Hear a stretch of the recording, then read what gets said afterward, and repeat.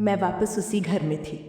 वही बरामदा, वही तुलसी का चौरा और वही पुराना झूला जो अब भी दरवाजे से बंधा था।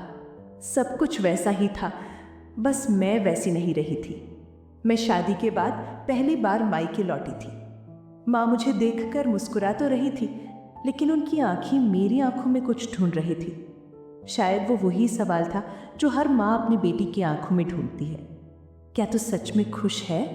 उसी शाम जब सब चाय पी रहे थे तब वो आया, आरव, मेरा देवर। अब शायद थोड़ा बदल गया था। कंधों पे हल्की सी दाढ़ी, आंखों में कुछ गहराई सी और मुस्कुराहट में कुछ छिपा हुआ। भाभी, चाय कैसी बनी है? उसने पूछा। मैंने सिर हिलाया। ठीक है। सिर्फ ठीक? मैंने मुस्कुराकर कहा, बहुत अच्छी।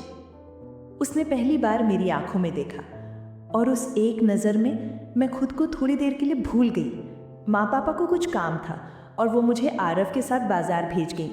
रास्ते में हम ज़्यादा नहीं बोले, लेकिन उसकी हर नज़र, हर खामोशी मुझे भीतर तक छू रही थी। आप खुश हो? उसके इस सवाल ने मुझे चौंका दिया। मैंने पलट कर देखा, उसकी आंखों में कोई मजाक नहीं था। मैंने कहा, शादी में सब खुश रहते हैं, बस जताते नहीं। वो चुप रहा, फिर अचानक उसने कहा, कभी कभी कोई रिश्ता सिर्फ नाम का होता है और कोई रिश्ता बिना नाम का भी बहुत कुछ कह जाता है। मैं कुछ कह नहीं सकी। अगले दिन अचानक बारिश आ गई। मैं छत पर सूखे कपड़े समेट रही थी। हवा तेज थी और आंचल बार बार उड़ रहा था। तभी आरव आया और कपड़े समेटने लगा। एक कपड़ा उड़कर उसके चेहरे पर चिपक गया। हम दोनों हंस पड़े, लेकिन जब मेरी नज़र उसकी आंखों से मिली, वक्त वहीं थम गया। उसने मेरी गीली कलाई थामी और धीरे से कहा, आपके हाथों में अब भी वही खुशबू है जैसी पहली बार थी। मैं सिहर गई। उस शाम मैंने खुद को देखा आईने में और उसकी नज़रों में।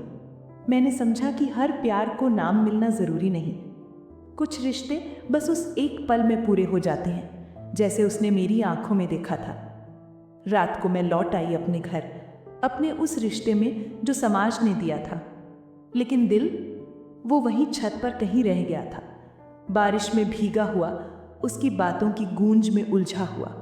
कुछ रिश्ते अधूरे होकर भी मुकम्मल होते हैं, बस उन्हें जीने की इजाज़त नहीं होती।